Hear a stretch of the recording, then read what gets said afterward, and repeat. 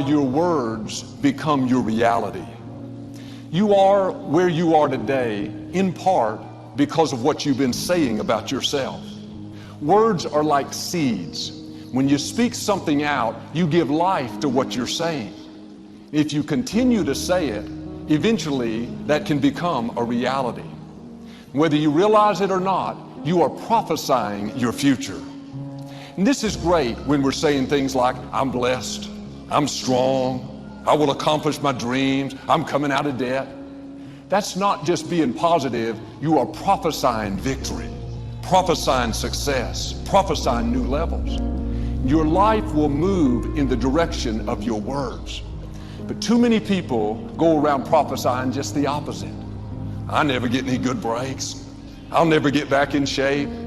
Business is slow. I'll probably get laid off. Flu season is here. I always get it.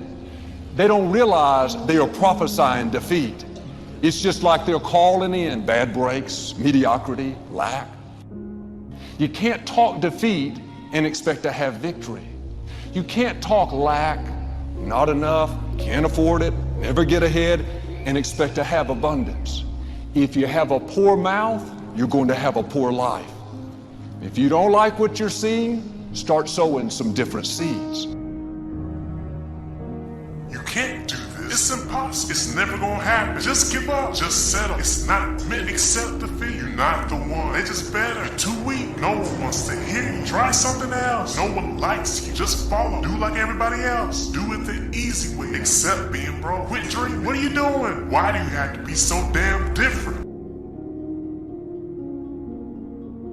We all have this negative self-talk that goes in our head. Guess what? There's enough people that are telling us we can't do it, that we're not good enough. Why do we want to tell ourselves that? We know for a fact that thoughts influence actions. We saw it there with the video Sheldon, Dr. Levy showed, right? We know that our thoughts influence actions. Why do we want to say that negative self-talk to ourselves? We need to get our own self-affirmations.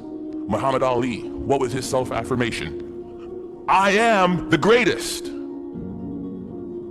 Who else is going to tell you? There need to be quiet moments in your bedroom, quiet moments when you're brushing your teeth, that we need to reaffirm, I am the captain of my ship and the master of my fate. That is my affirmation. If I don't believe it, no one else will. How do you build self-confidence? Get away from the people who will tear you down. There's enough of that. Muhammad Ali, I am the greatest. There is no one better than me. It's a difference between hubris and ego and false pride. It's just reminding yourself in quiet, silent moments. I put it down on a list. It's right beside my mirror, right? About all the things that make me who I am. Because I make enough mistakes, and the newspapers will recognize it, and people around me will recognize it, and they'll tear me down. And pretty soon I'll begin to believe it. Stop the self-talk, the negative self-talk. If you'll watch, you'll see some athletes, they'll have a little bandage or a little brand around them. Lance Armstrong's a perfect one. What's his self-affirmation? Live Strong isn't a brand. It was to remind him of who he was. Live strong. Then it came a brand. He would move that from one arm to the next arm when doubt and fear came into his mind. Live strong. Put it on there. Let's go. We'll all have it. Replace it. I believe passionately that we can shift the negative voices and stories that are going on in our minds into positive ones. How do you do that? Well, there's three main questions. The first question is it the truth?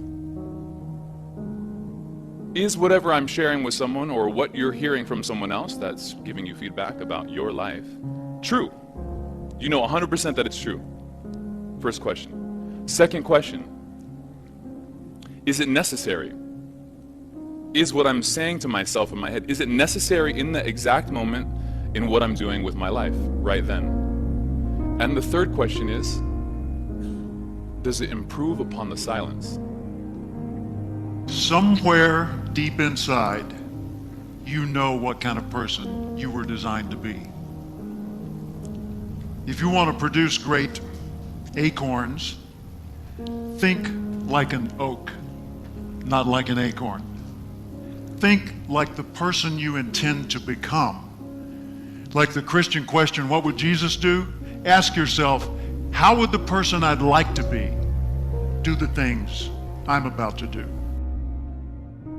So let me ask a question. What kind of seed is in you? Figure out who you are, don't apologize for who you are, and then become even greater than you naturally are at what you are.